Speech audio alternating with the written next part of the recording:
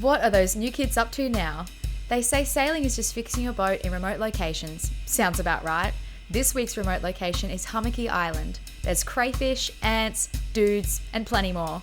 But you'll have to keep watching to find out. Well, come on then.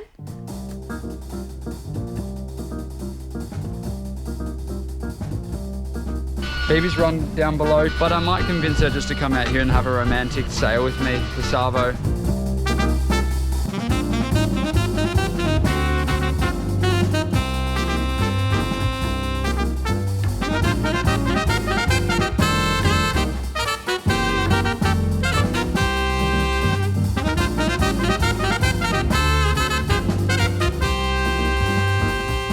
Seems like a really weird point of sail, but somehow we're doing like between 5 and 6 knots, so no complaints here. But as that sun begins to set, I'm gonna get rid of this sail configuration and start motoring over to Hummocky. We're probably only 10 nautical miles from it, but we're just enjoying this sunset. And fascinating over how much this headland to our port side looks like our dream place of sailing, Byron Bay.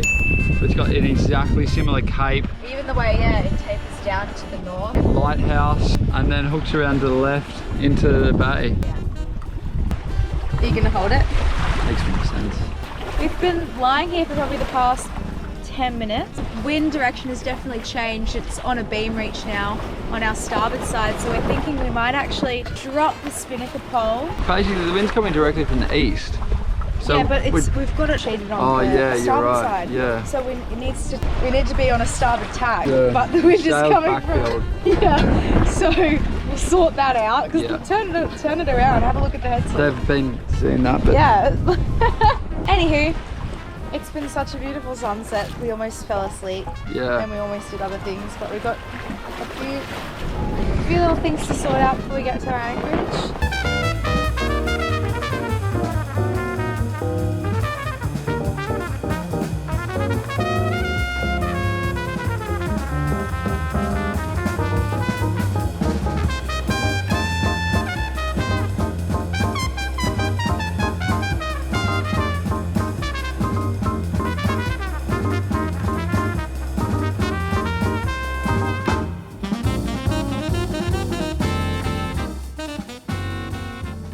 So the sun has well and truly set. it's all down behind the sky. Yep. That's what it does. We've just started the motor. It's not engaged, which is good, and we're still doing 5 knots, so I'm pretty bloody impressed with this sail last part of it. Been the most glorious afternoon. We've just been sitting here just grabbing each other, being like, oh my god, oh my god. The rocks on the southern side of this island, they looked like Easter Island heads. They were just protruding out of the ocean with these big faces. It was glorious, especially in the afternoon sun. All the shadows were enhanced. So we're just coming around the north side of this island, Hummocky. New anchorages are hard enough. Then add complete darkness. With prior research done, we knew where we wanted to drop the pick. To do this in the dark, we rely heavily on our instruments, like our depth sounder to make sure we're dropping in sand and not over rock or coral, our chart plotter and GPS to know where we are and what's around us. We are joining a few other boats in the anchorage this evening, one of which didn't have any lights on at all. Phoebe was up on the bow and spotted it with the torch, 1.5 boat lengths away. Just enough time for us to hook it back around the way we came. This left us anchoring out pretty wide, which exposed us to most of the roll Hummocky has to offer. That was the least of our worries though, as we soon realised we forgot to reel the bloody lure in. This is dangerous, as it has the potential to foul our prop, and for that idiotic mistake, we were rewarded with a long-tailed tuna. Wait, what? When did that happen? I don't know, did you guys see? Let's rewind. Especially for the sunset. We had to work for it. Got an effective auto horn for going dead downwind. Yeah. Yeah. Alrighty, next step.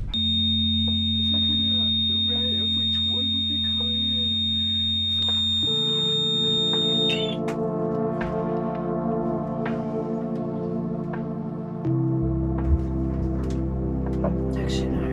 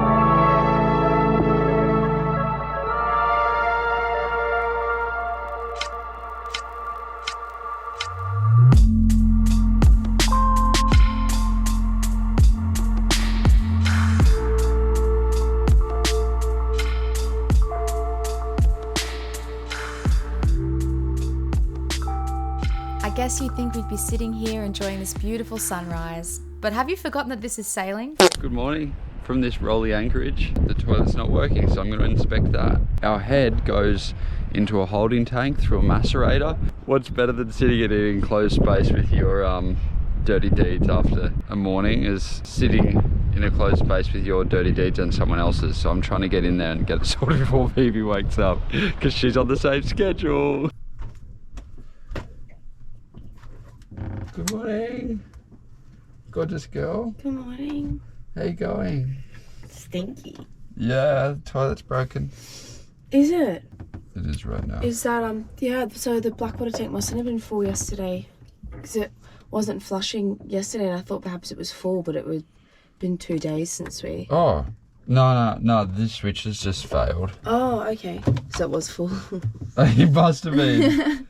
Did you pump it? Yeah, I remember you pumped it. On the way, yeah. Good morning. Get yourself a woman that comes into a stinky toilet to give you a kiss in the morning. Have you seen outside? Yeah, it's beautiful. It's so insane. So awesome. Aren't you lucky and happy to be here? I'm so lucky and happy to be here. And happy and lucky. Are you happy to be here inside this toilet? Ah, no. I am, because it means I can do a fat shit. Yeah, I know. That's what I was saying to everyone. What? That what's worse than having to work in a toilet after you've done your dirty business in there first thing in the morning? Having to work in there after two people have done their business and you can't flush it. Yeah, but I haven't done my business. No, that's why I've started working on it now, so I don't have to do it after you've been in here. So, not sure if you can see my multimeter, but as Phoebe pushes this button, can you push the button, Phoebe? Hold it in. It's going to 0.2 of an ohm, so we fixed that switch. It just, the contacts had just opened in it basically, so it wasn't making contact. So, gonna put this back together. It's a bit windy and cold. I was hoping to go Oh, it's not that windy and cold. You're wearing my jumper. Think of the poor people on the south coast. Looks like a Beneteau. Yeah, baby one, I think. Maybe that was in the harbour next to it. No, that one was called Le Petit Vagabond. Oh yeah, that's right. Just to wrap this up now, the circuit's been turned back on. If I push this button... Music to our ears. See you later. I guess I'll take this jazz music as a cue to introduce our boat to you. For those that haven't met her, this is Innerbloom. She's a 1985 steel Adams 35, sloop-rigged yacht with a fin keel. She's been our home for 3 years, but didn't always look like this. 2.5 of those years were spent working hard to get her ready for what we're doing right now. Damn, that feels good to say.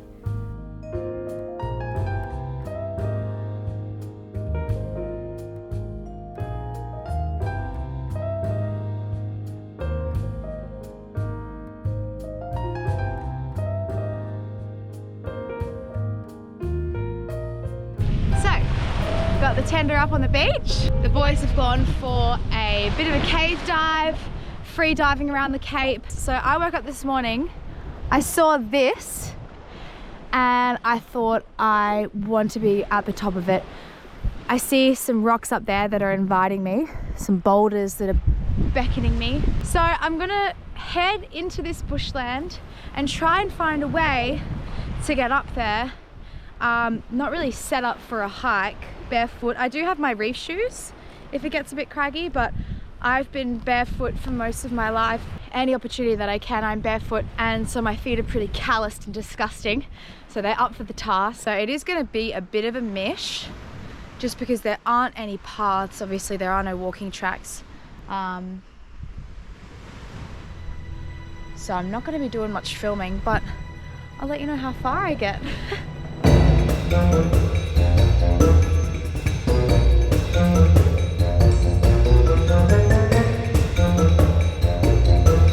I did not get far. Let me show you this. Had to put the reef shoes on, but look, there's some down here. The GoPro fell out of the bag, and now I gotta go up there and retrieve it. That's the first anthill. That was a really mild anthill when I first stepped over it. There weren't many ants there at all. Now look at them. And that goes look at it, all the way up there. So this unfortunately is gonna have to be a bit of a strike mission. I'm not gonna be able to film myself running up and getting the GoPro. It's not that far, but I'm gonna get bitten and it's gonna be a bit frantic. So I'll set the camera up at least so we can laugh at each other. If there's one of these, if there's two right at the entrance, I just know there's gonna be millions of ants up there. I'm just not in the mood to get bitten, you know, not after such a relaxing day. Okay, got a few little things happening there. All right. Oh, they're absolutely attacking the GoPro. Oh my God. Booty band bag. That'll do.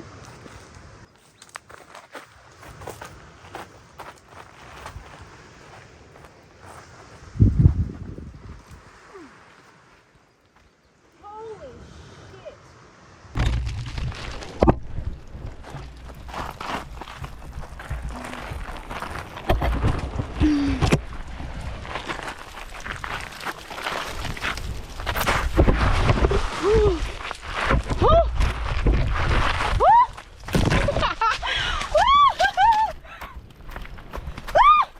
A few soldiers remain. Give it up, guys. You won the fight. Oh, it's actually so cute. Like, they're really defending their mountain. I really admire their loyalty though. They probably know that in attacking this foreign object, it'll result in death for them. Wow, it's incredible to watch them just go at it. We'll see how my bag's doing. Oh, heaps of ants. Oh, you guys. I want whatever you guys are on. Ants kind of put me out a little bit. I was preparing myself for snakes and I was preparing myself for spiders. You know, it's the Australian bush. Like, there's gonna be stuff like that, but I wasn't expecting kamikaze ants. That was incredible. The way that they communicated to each other that there was an intruder coming was, I have such a newfound appreciation for those ants. So there were two hills, the lower ant hill, and the people coming in and out of that hill would have seen me coming. One of them bit me and I brushed them off, and I think I definitely killed it because there were a few like broken legs on my body. But in me killing it and exposing that scent, I think that's what would have let off the alarm for all of the other ants to tell each other that there was an intruder coming, and maybe also the vibration of me walking on top of the ants hill. Because as I got over the first ant hill, everyone was chill, like no one was freaking out. I was like, okay, great, tick, thank you everyone, just passing through. And then I looked up and I'm climbing up this rock face, and all of these ants are climbing up my hand and they're biting me. Like, there was hundreds of them, actually no, thousands of them, and I could see the top of the anthill. They were pouring up out of the anthill. So either they just told everyone that there was someone coming that was threatening the colony, but they acted so quickly, and I'm so impressed by these incredible little creatures, the way that they all work together, and then also the way that some of them were self-sacrificing. Oh wow. But I also should have had some proper gear on. I've got exercise shorts on and my reef shoes. I wasn't even wearing my reef shoes when I was climbing up that hill. Yeah, anyways, might save these adventures for some allocated bush trails. I don't know who I thought I was. There's another track that goes into the bush, but our friends Dave and Jerry, who were traveling with us, they said that it just leads to nowhere really. Look, there's the ants. Amazing. A bit hesitant now. I've got PTSA, post-traumatic ants. Still incredible. Yeah, that's where I wanted to go, up there. Really got to sort myself out for some proper hiking gear if I'm going to go on adventures like this. Okay, time to shake off the scaries with some endorphins. And speaking of endorphins, I wonder what the boys are up to out there. Oh, hectic! Have you ever wrestled a cray? Neither had I until Hummocky Island. These tropical crayfish are incredible, in the water and on the plate. What's also incredible are these shots from our mate Johnny off Parhelion. Thanks, Johnny boy. I've literally never seen Josh happier than in this photo. Half, and then cut it down the hard. cut it in half. There's still meat in here, but usually what we do is we go like this, twist in, pull, All and the then innards will come out. yeah, and then you'll just get like about this much of it. But there's meat in here. Did you get it? Oh, Needed no. the other one. Let the people know that this crayfish is already dead, by the way. Josh killed it already.